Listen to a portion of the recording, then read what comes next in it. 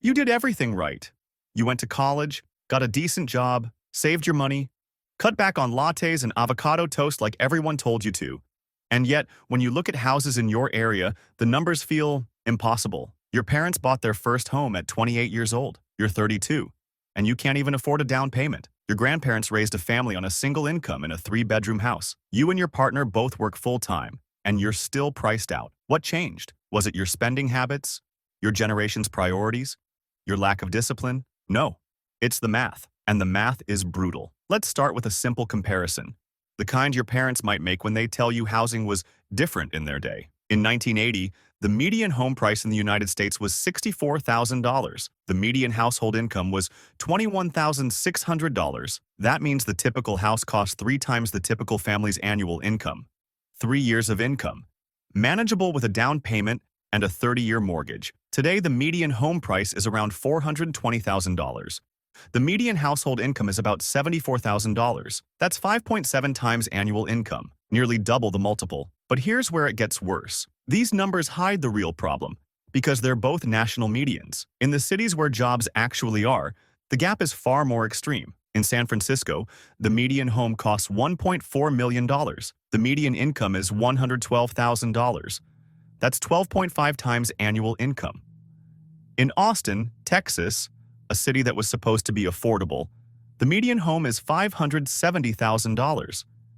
The median income is $78,000. That's 7.3 times. Even in supposedly cheap cities like Phoenix, homes average $460,000 against a median income of $72,000.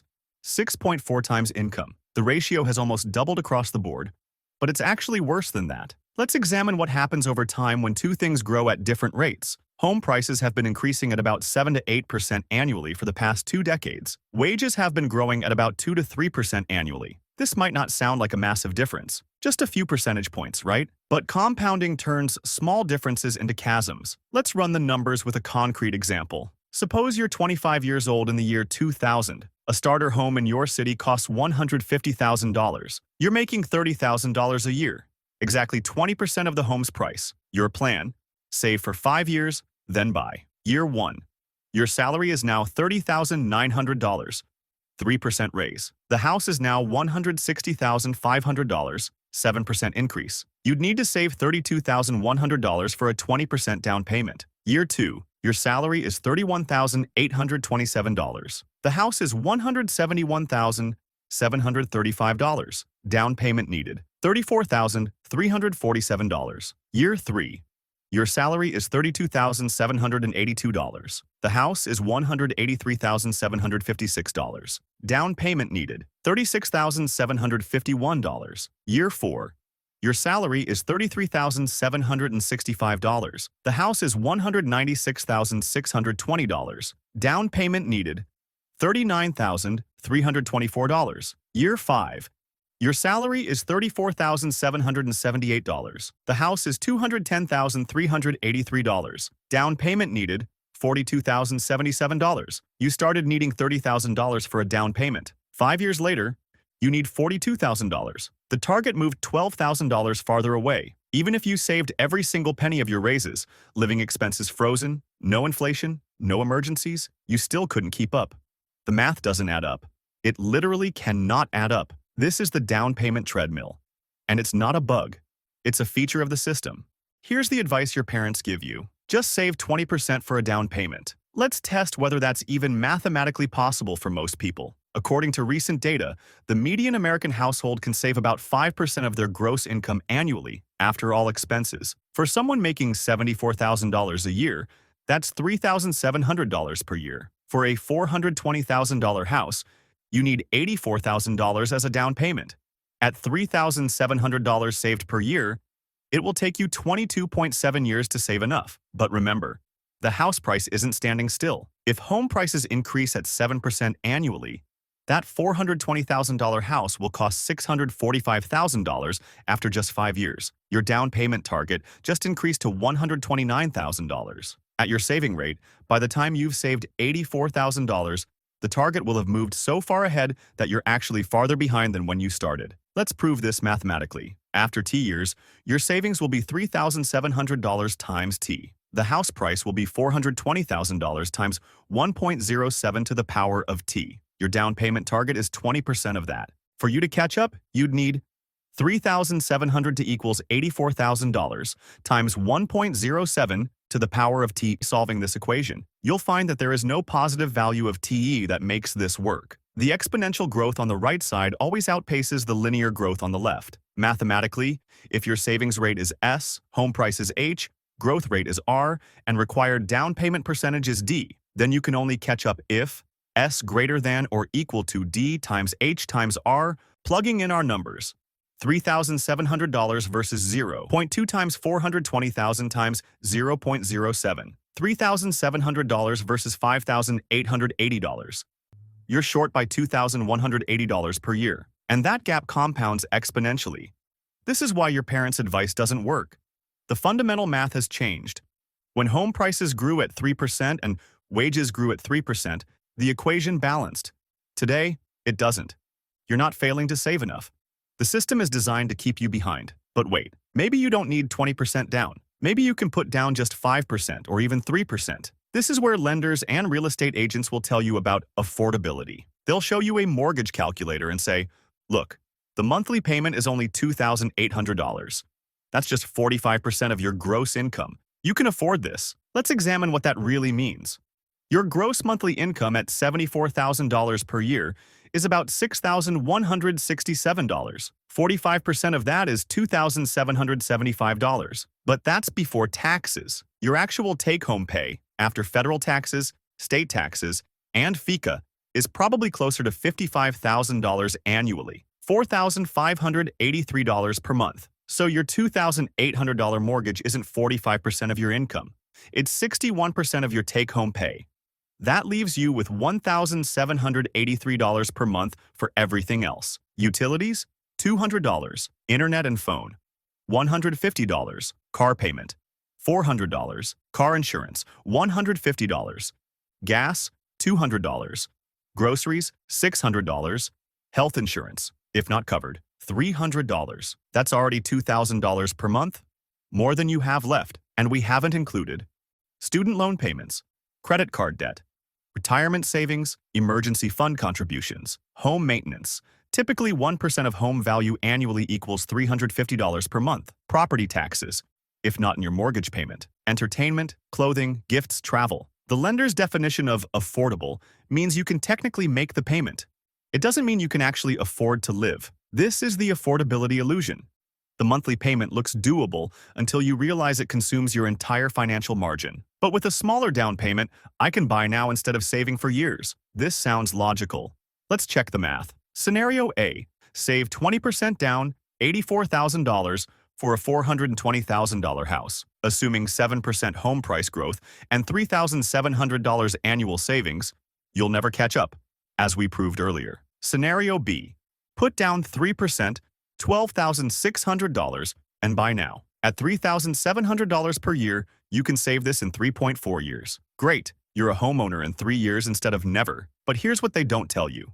With 3% down on a $420,000 house at 7% interest, current rates, your monthly mortgage payment is approximately $3,000 for principal and interest alone. With 20% down, your payment would be $2,250. That's a difference of $750 per month, $9,000 per year. Additionally, with less than 20% down, you're required to pay PMI, private mortgage insurance, typically 0.5 to 1% of the loan amount annually. On a $407,400 loan, that's an extra $200 to $340 per month. So your total extra cost for the low down payment is about $1,000 per month or $12,000 per year. But here's the real trap. You're also starting with $407,400 in debt instead of $336,000. That extra $71,400 in debt will cost you an additional $148,940 in interest over the 30-year mortgage life. The shortcut of buying sooner costs you an extra $148,940. For many people, this trade-off makes sense. You get housing security and potential appreciation, but don't confuse it with a mathematical win. You're paying a massive premium for time. Here's a cost that almost no one factors in properly: property taxes. In most states, property taxes are based on the assessed value of your home, typically ranging from 0.5 to 2.5% of the home's value annually. Let's use Texas as an example. 1.8% effective rate. On a $420,000 house, that's $7,560 per year in property taxes, $630 per month. But here's the compounding problem. As your home appreciates at 7% annually, your property tax bill grows too. Year 1, $630 per month. Year 5, $883 per month, 40% increase. Year 10, $1,240 per month, 97% increase. Year 20, $2,439 per month, 287% increase. By year 20, your property tax bill alone is higher than your original total mortgage payment. And unlike your fixed-rate mortgage payment, which stays constant, property taxes compound forever. This is why many retirees, people who fully own their homes, get forced out. They paid off the mortgage, but they can't afford the exponentially growing property taxes on a fixed income. Your home becomes a mathematical time bomb. Financial advisors recommend budgeting 1% of your home's value annually for maintenance and repairs. On a $420,000 house, that's $4,200 per year, $350 per month. But this estimate is dangerously low for two reasons. First, it's based on your purchase price, not your home's current value. If your home appreciates to $600,000 after a decade, you should be budgeting $6,000 per year. But most people still think in terms of the purchase price. Second, major repairs don't occur evenly. The 1% rule assumes smooth averaging, but real life looks like this. Years 1 to 5, minimal repairs, maybe $1,000 per year. Year 6, roof needs replacement, $25,000. Year 8, HVAC dies, $12,000. Year 12, water heater, foundation issues, $15,000. Year 18, windows and siding, $30,000. Over 20 years, you've spent $82,000, an average of $4,100 per year, which matches the 1% rule. But the timing is catastrophic. Most homeowners don't have $25,000 in their savings account for a surprise roof replacement. They finance it at high interest rates, or worse, they defer the maintenance. Deferred maintenance compounds. A $500 gutter repair ignored becomes a $5,000 water damage claim, which becomes a $15,000 foundation issue. The mathematical reality. Many homeowners end up spending 3 to 5% of their home's value annually on maintenance once you account for the big-ticket items and compounding damage. That $420,000 home could realistically cost you $12,000 to $21,000 per year in maintenance. Every dollar spent on housing is a dollar not invested elsewhere. This is opportunity cost, and it's the most ignored aspect of the housing equation. Let's compare two scenarios over 30 years. Scenario A, buy a house, $420,000 purchase with 20% down, $84,000, 7% mortgage rate, monthly payment, $2,236, property taxes, insurance, maintenance, $800 per month, total monthly cost, $3,036. Scenario B, rent and invest, rent, $2,000 per month, growing at 3% annually, invest the difference, $1,036 per month, invest the down payment, $84,000, investment return, 8% annually. After 30 years, Scenario A, homeowner, home value, $3.2 million, 7% appreciation, mortgage paid off, 0 debt, total paid, $1.9 million, mortgage plus taxes plus maintenance. Net position, $3.2 million home, $1.9 million total cost. Scenario B, renter, investment account value, $2.1 million, total rent paid, $973,000. Net position, $2.1 million liquid assets. The homeowner is ahead by $1.1 million, but only on paper. That wealth is locked in their house. They can't access it without selling.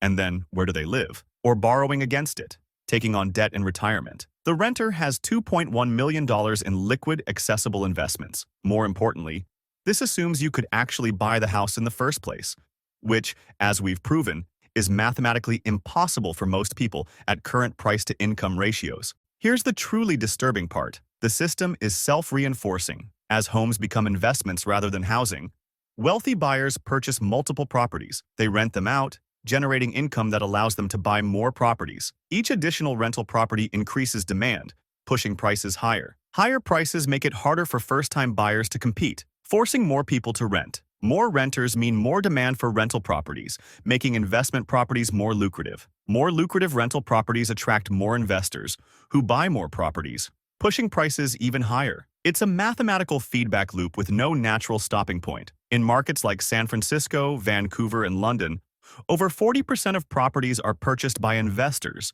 not occupants. These investors can afford to pay more because they're not budgeting for a family's monthly expenses. They're calculating return on investment. If a property generates 4% rental yield and appreciates at 7% annually, that's an 11% annual return. For a cash buyer, that's better than most investments. So investors can and will outbid regular buyers every time. The math is unbeatable for someone buying their 15th house compared to someone buying their first. Can't the government do something? The uncomfortable truth is that fixing the housing crisis requires home prices to stop growing, or even fall. But here's the political problem.